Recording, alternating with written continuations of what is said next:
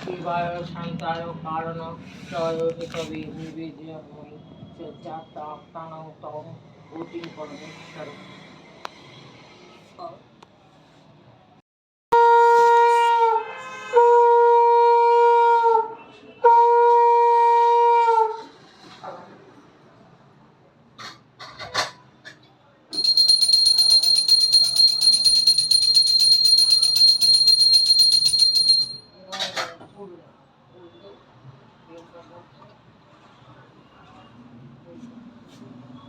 এরপরে মনে একটা ওটা চন্দন দেওয়া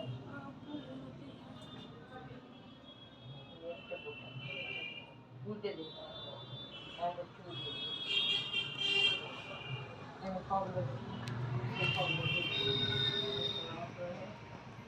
রহমান মল্লিকের লেখা কবিতা তোমাকে নিয়ে। খুব বেশি আকাশ হয়ে যাচ্ছ তুমি, মেঘ এবং বিদ্যুতের মতো সংঘর্ষ তোমাকে ছাড়বে না। খুব বেশি বটগাছ হয়ে যাচ্ছ তুমি, ঝড় এবং বজ্রপাত তোমাকে ছাড়বে না।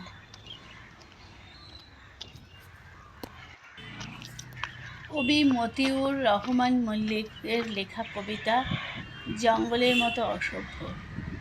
ইয়াকে আগ্রহী শক্তি কর্তৃক কুরআন অসমার সংসদে আকাশের বিরুদ্ধে দাঁড়ানোর মতো কোনো উভ্রান্ত ছাড়া, বাতাসকে অস্বীকার করার কোনো মতো বেওয়ান ছাড়া, নম্র মেঘমালা নদী নালা ছাড়া এবং তরঙ্গের কোনো চিহ্নিত শত্রুতা ছাড়া, বন্ধুত্ব বিধৃত প্রাণীকুল এবং মানবময় মৃত্তিকার প্রকাশ্য দুষ্কমল ছাড়া, অর্থাৎ মানুষের যাবতীয় উজ্জ্বল উদযাপনের হত্যাকারীর ছাড়া, মানবতার নানাবিধ উপঢৌকর অনবরত হন্তান্তর ছাড়া, স্বাধীনতা স্বাধিকার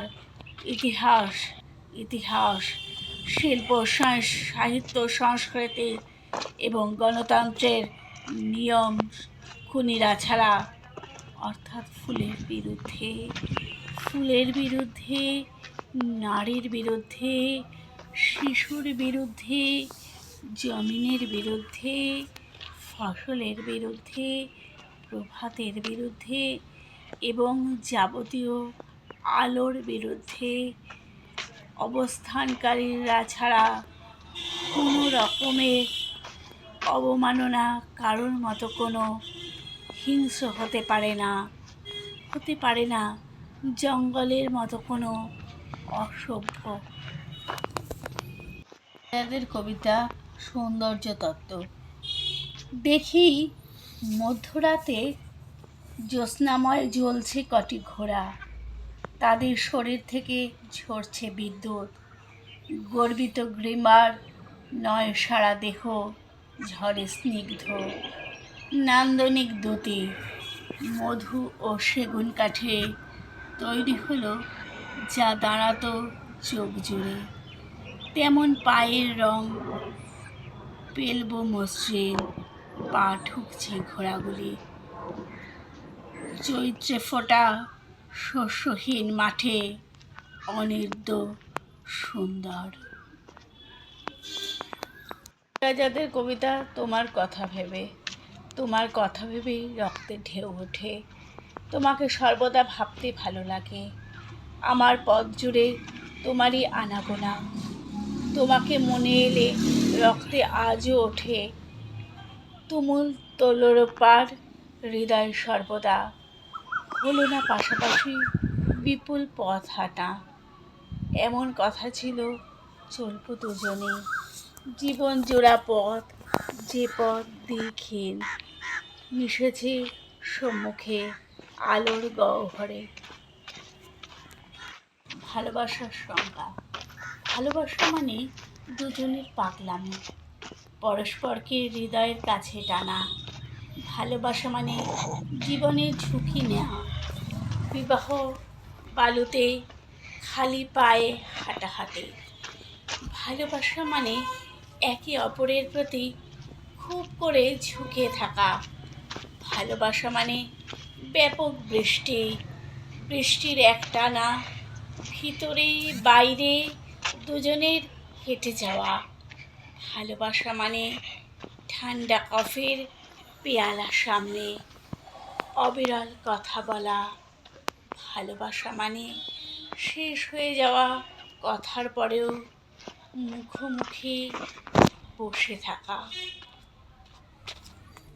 হঠাৎ দেখা, রেলগাড়ির কামরায় হঠাৎ দেখা। ভাবিনি সম্ভব হবে কোনো দিন। আগে ওকে বারবার দেখেছি লাল রঙের শাড়িতে ডালিম ফুলের মতো রাঙা। আজ পরেছে কালো রেশমের কাপড়, আঁচল তুলেছে মাথায়, দুলন চাপার মতো চিকন গৌর মুখখানি ঘিরে মনে হলো কালো রঙের একটা গভীর দূরত্ব ঘনিয়ে দিয়েছে নিজের চারদিকে। যে দূরত্ব সর্ষে ক্ষেতের শেষ সীমানায় শাল বলেন নীলাঞ্জনে। থমকে গেল আমার সমস্ত মনটা। চেনা লোককে দেখলাম অচেনার গম্ভীরে। হঠাৎ খবরের কাগজ ফেলে দিয়ে আমাকে করলে নমস্কার। সমাজবিধির পথ গেল খুলে, আলাপ করলেন শুরু। কেমন আছো, কেমন চলছে সংসার ইত্যাদি। সে রইল জানলার বাইরের দিকে চেয়ে, যেন কাছের দিনের ছোঁয়াচ পার হওয়া চাহনিতে। দিলে অত্যন্ত ছোট দু একটা জবাব, কোনোটা বা দিলেই না। বুঝিয়ে দিলে হাতের অস্থিরতায়। কেন এসব কথা? এর চেয়ে অনেক ভালো চুপ করে থাকা। আমি ছিলাম অন্য বেঞ্চিতে ওর সাথীদের সঙ্গে। একসময় আঙুল নেড়ে জানালার কাছে আনতে মনে হলো সাহস তো কম নয়। বললুম ওর এক বেঞ্চিতে। গাড়ির আওয়াজে আড়ালে বললে মৃদু স্বরে, কিছু মনে করো না। সময় কোথায় সময় নষ্ট করবার? আমাকে নামতে হবে পরের স্টেশনে। দূরে যাবে তুমি। তাই যে প্রশ্নটার জবাব এতকাল থেমে আছে শুনবো তোমার মুখে। সত্য করে বলবে তো? আমি বললাম বলবো।